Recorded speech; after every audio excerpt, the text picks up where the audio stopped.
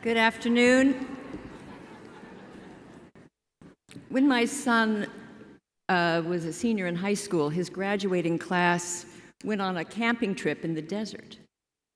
And one day, one activity involved a creativity facilitator. She called herself, and she came to the camp and instructed them to, it was dusk, and she said she wanted them to sort of walk out a few hundred feet into the desert alone, and she gave them notebooks, a pencil, a candle, and a match, and some matches, and said, discover yourselves, and then come back and share with the group your insights and reflections.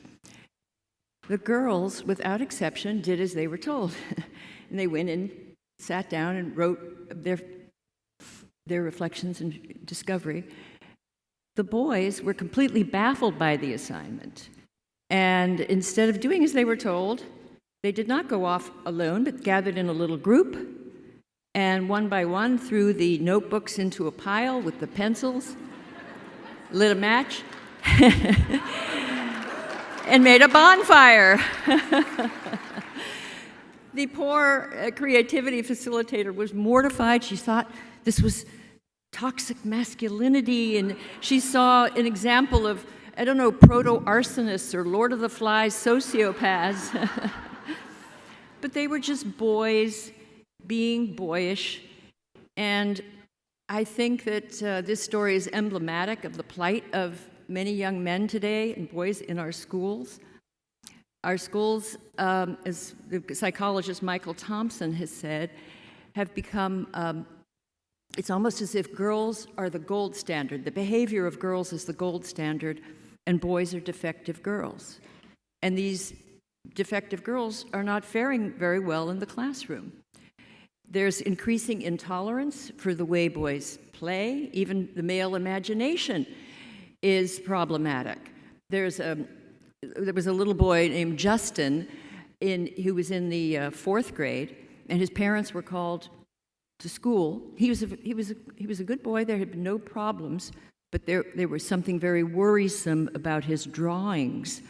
And the parents came, and she showed them Justice's drawing, and he happened to like pirates and typical of little boys, these sort of narrative stories about with superheroes, and his pirate included the painting that he drew, the drawing showed a lot of pirates on a ship, and there were swords and decapitations, and it was just mayhem.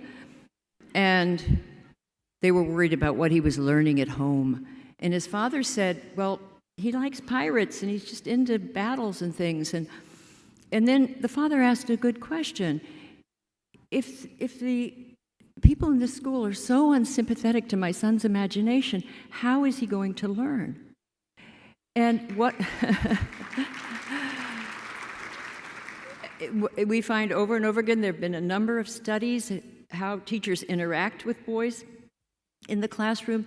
There's increasing intolerance just for the male way of being, the young male. And I'm speaking averages here. There are exceptions, but I'm talking about the rules. And as a rule, boys engage in what's called rough and tumble play. There's a lot of mock fighting and sound effects, wrestling, and as there's an expert on playground dynamics, Anthony Pellegrini at the University of Minnesota, and he's very worried that the growing intolerance of rough and tumble play is having a disparate impact on boys. Now, girls do it too, but a lot less. The typical play of little girls is, sharing secrets with a best friend or theatrical imaginative play.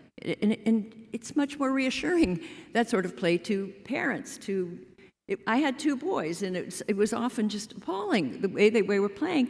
And you do have to limit it and calm them down. But on the other hand, as Pellegrini says, it's the natural play of young males everywhere. There is no society known to man, or perhaps in many other species, the male proneness to rough play. But in our classrooms, they've become more sedentary. They've cut back on recess. And this has an impact on boys. And there's three economists at the University of Georgia and Columbia together did a study and found that boys' behavior is annoying to their teachers. And of course, they get grades on citizenship, and you can understand if they're poor citizens, they should get bad grades. But they found clear evidence of a mismatch between boys' grades and their ability. They looked at standardized tests, they looked at the grades, and with the girls, there was consistency. With the boys, there was a mismatch, and what they determined was that the teachers factor into the academic grade their behavior. Now, some will say, well, why shouldn't they do that? It's not bias against boys. It's like saying, an employer is biased against a lazy and disruptive employee. Well, an employee is an adult. We're talking about children. And our classrooms, our schools, are simply becoming hostile environments for many little boys. And it doesn't have to be this way. And there are many ways, known ways now, of making a classroom more amenable to the male way of being. But what's happening is that boys are getting lower grades.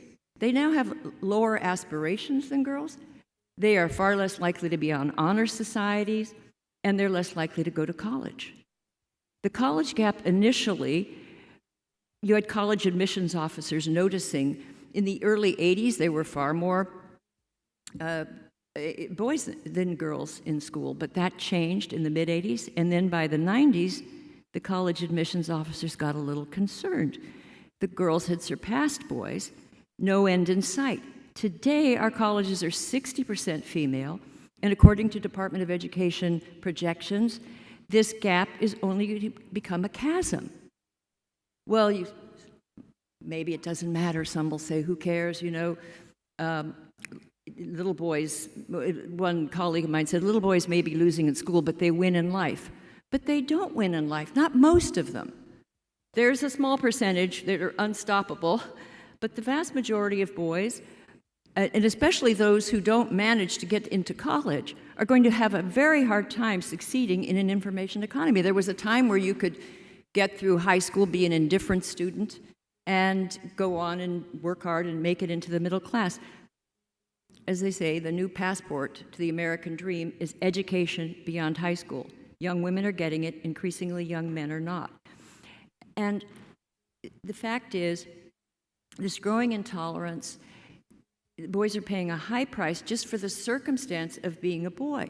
Now, in Great Britain, in Canada, in Australia, they are desperate to address the needs of boys. Their boys are falling behind as well. And so they are looking, and they're not just concerned about the well-being of the boys, they're looking at the future of their economy. They're afraid they will lose their economic edge. If young men are languishing, that's a danger sign. And especially now, the economy has changed. There's been this tectonic shift, and the young women have adapted, the young men increasingly not.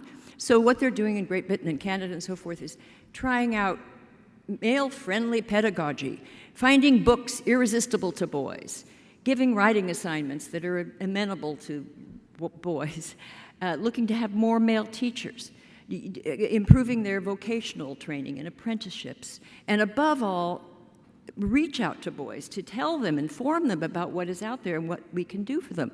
Very little of this is done. Now, why is that? Why are we, in some ways, just ignoring the needs of boys? One reason is that just no one's paying attention. Now, when girls were behind in math and science and not participating in sports, there was a massive and successful and wonderful effort to strengthen them and improve them, and it worked. But where are the programs to close the reading gap and the grade gap and the college attendance gap? They aren't there. And one reason is because women were behind and because we needed a women's lobby, there's a vast network of women's organizations working hard to help girls. But some of these organizations, especially in Washington, D.C., where I am, operate sort of as a political lobby. And they see the world as two teams, Venus and Mars, and we've got to make sure that Venus wins and Mars doesn't get any advantage. and they have this idea that we live in a patriarchal, oppressive society, and if you help little boys, that's a special program for boys would be interpreted as a kind of a backlash, a part of the backlash. Now, I sympathize with those who sort of roll their eyes at the alarm over boys because they say, look, finally women are ahead, and the moment they're ahead, suddenly there's a boy crisis. Well, as I said, I have some sympathy with that, but I think it's misguided because the point is that the proper corrective to past discrimination and bias isn't to reverse it and practice it against boys and young men. The proper corrective is basic fairness, and fairness today requires we address the serious educational deficits of boys and young men. The rise of Barbie, however long overdue, does not require the fall of Ken. Thank you.